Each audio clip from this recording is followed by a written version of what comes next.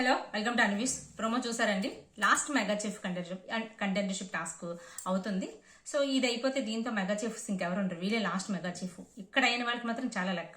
అయితే ఎవరు సెలెక్ట్ అయ్యారు, 5 బొమ్మల మీద ఎవరు టీషర్ట్స్ వేసుకొని ఎవరు మెగా చీఫ్ కంటెండర్స్ కింద సెలెక్ట్ అయ్యారో దాని గురించి మాట్లాడదాం. తర్వాత ఈ ఆట ఆడుతుంటే పైనుంచి టీషర్ట్స్ పడుతుంటే వీళ్ళు వెళ్ళి వాటిని పట్టుకొని పీక్కుంటుంటే మీకు ఏం గుర్తుకొచ్చింది బా? నాకైతే ఒకటి గుర్తుకొచ్చింది, చెప్తే నవ్వుతారు, తర్వాత చెప్తా. సో అలాగే నిన్న మొన్న నామినేషన్స్ మీకు ఫెయిర్ నామినేషన్స్ అనిపించాయా? సో బయట నుంచి వెయ్యడం కాదు, ఆ ప్రాసెస్ కరెక్ట్ అనిపించిందా? నాకైతే అన్ఫేర్ అనిపించింది. ఎందుకు అనిపించిందో కూడా చెప్తాను. సో మీకు కూడా ఏమనిపించింది నాకు వీడియో అంతా విన్న తర్వాత, నా ఒపీనియన్ విన్న తర్వాత సో లాస్ట్లో కామెంట్ చేసి చెప్పండి, నేను రెస్పాండ్ అవుతా. అలాగే వీడియో నచ్చితే, నా రివ్యూ మీకు నచ్చితే లైక్ చేసి, షేర్ చేసి, సబ్స్క్రైబ్ చేసుకోండి. సో వీడియోలోకి వెళ్తే ప్రోమో. అసలు ఇందులో ఇప్పుడు మెగా చీఫ్ ఎవరైతే వాళ్ళకి నిజంగా లక్.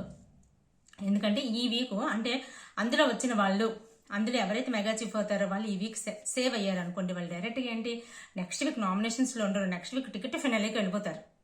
సో అంత ఇంపార్టెంట్ ఈ మెగా చీఫ్. సో అంతకుముందు అయ్యారా, అవ్వలేదా, ఫ్రెండా, గ్రూపా, తోపా, శత్రువా ఏమి చూడరు, కింద మీద పడిపోతారు అంతే.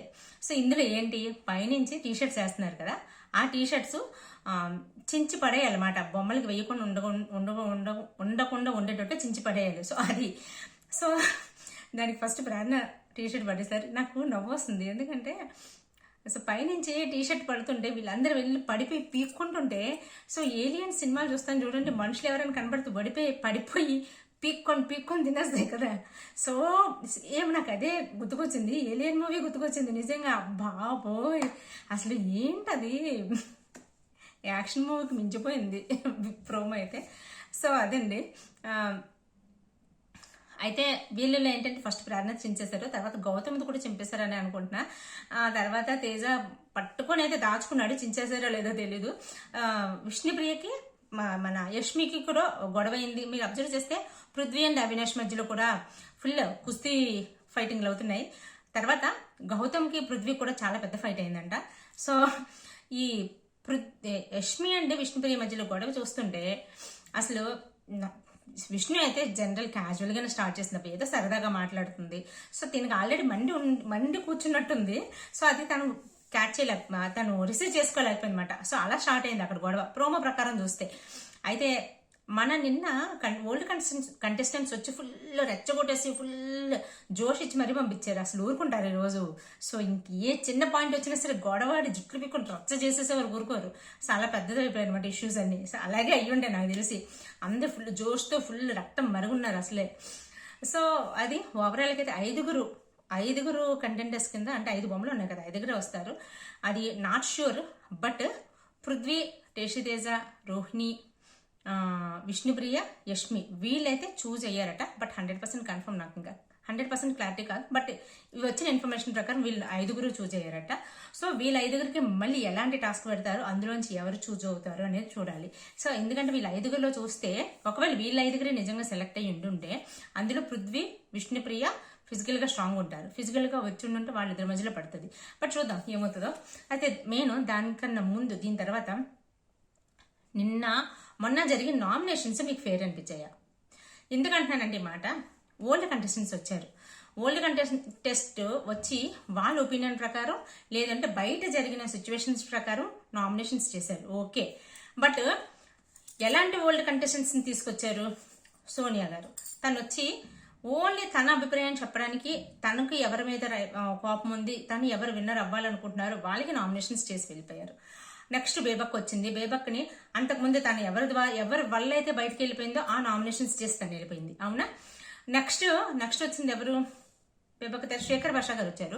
శేఖర్ భాషా గారు అయితే బయట సిచ్యువేషన్స్ అన్నీ చెప్పి, ఇలా ఉంది అని చెప్పి, ప్రేరణ ఇష్టం అంటే తనకు ఫస్ట్ నుంచి గ్రూప్ గేమ్ అవన్నీ ఇష్టం లేదు కాబట్టి అతను కూడా అలాగే నామినేట్ చేసి బయట సిచ్యువేషన్స్ ఏం బాగాలేవు, జాగ్రత్తగా ఉండి అవేర్ అని చెప్పేసి వెళ్ళిపోయారు, అవునా?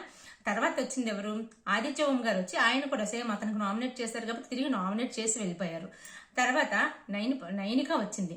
నైనిక వచ్చి నబీల్ని ఎవరిని తన్ని చేసింది. నబీల్ ఏంటంటే ప్రోత్సహించింది, నబీల్ యష్మిని ప్రోత్సహించింది మాట, ఇలా ఆడండి అని చెప్పేసి ప్రోత్సహించింది. సో ఇలాగా అందరూ ఇంకా 5, 6 తర్వాత ఎవరు? మణికంఠ వచ్చి మోటివేట్ చేస్తారు, తన ఫ్రెండ్స్ ఎలాగైనా టాప్ 3లో ఉండాలని చెప్పి మణికంఠ వేశాడు. తర్వాత తర్వాత నామినేషన్ చేసి సీత నామినేషన్ తెలుసు కదా ఎంత రచ్చ అయిపోయో. వేసింది యష్మికి ప్రేరణకే, కానీ గొయ్యి తవ్వింది నిఖిల్కి. సో ఇలా అయ్యింది. అంటే 2 నామినేషన్స్ కి 3 నామినేషన్లోకి దించినట్టుగా సీత నామినేషన్స్ అయ్యాయి. అయితే ఇక్కడ అడ్వాంటేజ్ అయినా డిసడ్వాంటేజ్ అయినా ఎవరికి జరిగింది అంటే వైల్డ్ కార్డ్ వాళ్ళకే జరిగింది. విష్ణుప్రియకి వాళ్ళు ఎవరు ఎలాగో వెయ్యలేరు కూడా.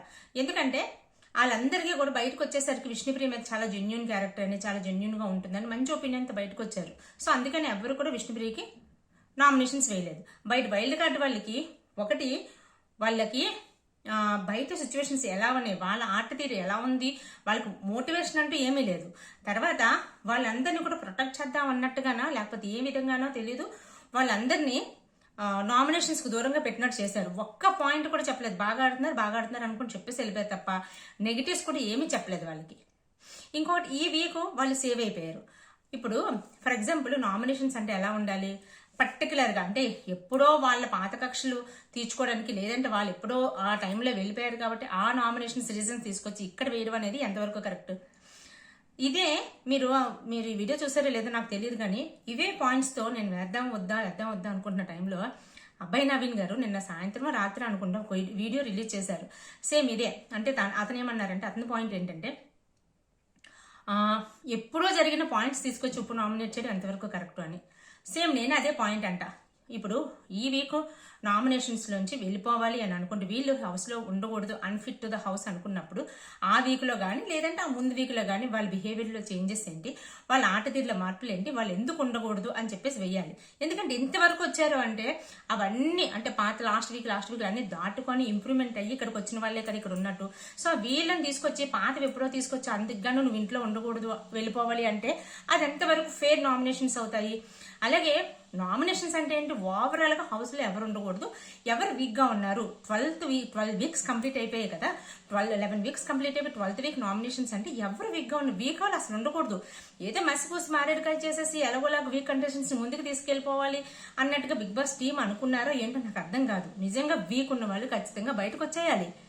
సో అలాంటప్పుడు ఒక్క వైపే వాళ్ళు వేసేసి ఇంకొక వైపు వాళ్ళకి నామినేషన్స్ లేకుండా ఇంకొక వైపు వాళ్ళకి అసలు సజెషన్స్ కూడా సరిగ్గా రాలేదు నిజం చెప్పాలంటే. సో వాళ్ళకి ఓవర్ కాన్ఫిడెన్స్ పెరుగుతుంది. అది దెబ్బ అవుతుంది అంటే దెబ్బ అంటే దాన్ని ఏమన్నా కూడా అర్థం కాదు.